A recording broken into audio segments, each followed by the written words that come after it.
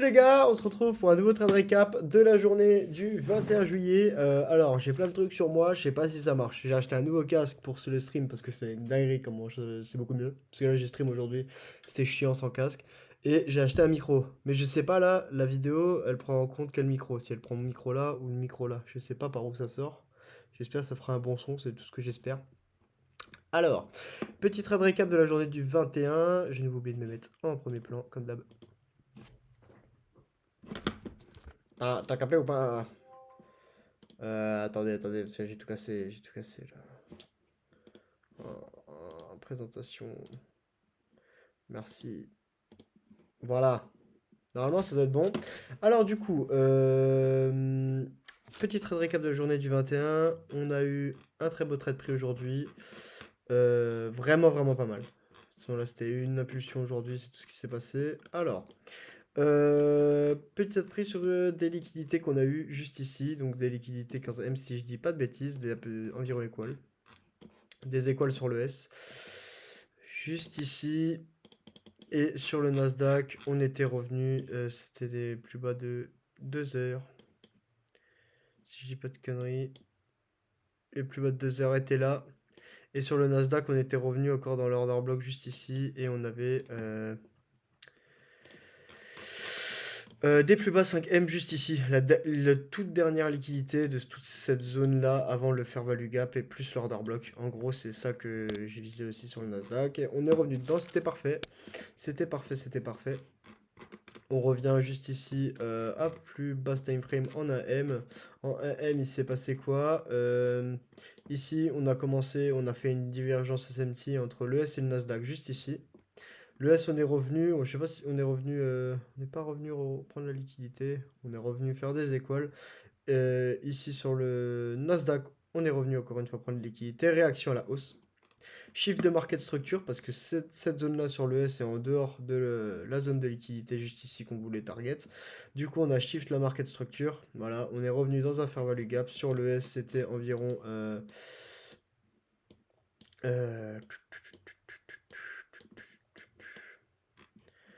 Pas du tout. On n'était même pas revenu dans la zone des 0,50. Mais je m'attendais. Et là, j'ai pris cette position parce que depuis les derniers jours, on a énormément de. Je sors du cadre. On a énormément de volatilité sur le Nasdaq et le S. Et du coup, moi, ce que je m'étais dit, c'est que là, on n'allait pas revenir de toute façon dans la zone des 0,50. Donc, je m'attendais à ce qu'on revienne pas forcément dedans, mais que le fair value gap soit respecté. Sachant que là, pour moi, j'avais les bonnes confluences. Donc voilà, j'ai pris position. Risque total. J'ai risqué 0,8%, un truc du style. J'ai risqué 210 $ sur un compte à 50K. À faire le calcul, normalement ça doit être 0,8, un bail comme ça, je pense. Voilà, TP 1 placé sur cette zone, pris sur cette zone parce qu'on était revenu dans à peu près les 50% juste ici. Et en même temps, il y avait le gap, les fair value gap. Et ici, on avait break la structure. On n'avait pas forcément réagi à la même hausse juste ici. Donc voilà, petit TP pour sécuriser. Et TP final sur la zone des 0,50% du retracement en 15e. Si je retrouve, voilà, juste ici. On a la zone ici, le 1, le 0, hop, les 0,50%, on arrive ici avec un peu de spread, j'aime bien, toujours, parce que là c'était à l'ouverture de marché, donc quand il y a des fortes volatilités, des fois le prix, il va pas forcément venir taper plus haut que ça, donc je m'étais dit que j'ai un target juste un peu en dessous. Et puis voilà, entrée ici, sortie ici, je suis pas sur mon compte Top Step, j'ai pas envie d'y aller, parce que du coup après vous allez voir mon adresse mail, machin truc. La prochaine vidéo, je pourrais vous montrer ce que ça a donné. Pour le trade récap de vendredi, juste ici, Big SL. Ça aussi, je vais le faire en même temps, parce que j'ai oublié. Mais en gros, on était revenu sur cette zone de liquidité juste ici. Et je viens d'y penser, parce que je viens de voir les dessins. Donc, hop. Euh, Ici, quelle heure? 9h06, 9h06. Voilà, 9h06 sur le S, on avait pris les liquidités juste ici. Sur le Nasdaq, nous, on avait créé une divergence juste ici et ici là. Donc, moi, ce que j'ai fait, c'est que là, on a commencé à chiffrer la market structure, mais à mon plus gros time frame. Et du coup, là, moi, je vais retracer la zone des 0,50%. Je crois que c'était pas en 1M, ça était en 2M, 3M ou 5M, un truc du style. J'avais mis un sell limit juste ici, SL ici. Et vous voyez, 9h25, je sais pas ce qu'on a eu, mais big prise de liquidité, pas possible, avant l'ouverture des marchés.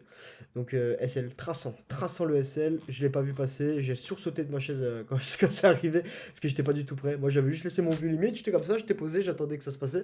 Et là, juste là, on a une impulsion de ouf qui est venue chercher mon SL direct. Donc voilà. SL sur la journée là. C'est pas très grave, on s'en sort bien. On a un bon. Oh putain, je suis con, j'aurais pas dû. On a. On est quand même pas mal en RR ce mois-ci. Comme j'ai dit, il y aura encore peut-être la journée de demain où je vais trade, sachant qu'il n'y a pas forcément de grosses annonces économiques. Après, je pars à Majorque, donc je vais peut-être moins trade. Voilà. Pas du tout trade, je pense même. Mais du coup, voilà, pour le trade récap d'aujourd'hui, assez court, assez basique, mais qui a porté ses fruits. Je suis assez content pour un RR de 1,67. Ça m'a fait un RR ça fait 0, qu'est-ce que je raconte? Ça fait 0,5%. J'ai un peu 1%, un peu moins. Ouais, ça me fait un 0,8% de gain et je dis de la merde en fait pour le SL, j'ai pas risqué 0,8% parce que je risque 0,5%, ça devait être 0,4%, un truc comme ça. J'ai risqué 210 $ sur 50K, donc j'ai dit n'importe quoi. Mais oui, voilà. Du coup, oui, c'est plus environ 0,8%, je fais 290 $ sur ce trade pour un compte à 50K, ce qui est pas mal. On avance dans l'objectif top step. Là, je suis à peu près à 2200 $ du challenge. Et ça veut dire qu'il me reste encore environ 800 $ à faire pour valider le compte. Voilà. Et puis après, j'aurai mon premier compte financé. Et ça fait plaisir à entendre. Donc sur ce, les gars, moi, je vais vous laisser pour le petit trade récap. Je vais continuer à paramétrer tout ça parce que du coup, ça sera pour les lives. Et j'espère que le petit récap était pas mal. J'espère que vous avez pu profiter de ce mouvement d'aujourd'hui qui était assez insane, même si j'aurais beaucoup plus pu profiter de ce mouvement. Mais de toute façon, voilà, j'ai fait mon gain, je me suis retiré des marchés, et c'est comme ça que ça paye à long terme de toute façon. Donc sur ce, les gars, je vous fais des bisous, on se voit pour le prochain trade récap, et bye bye!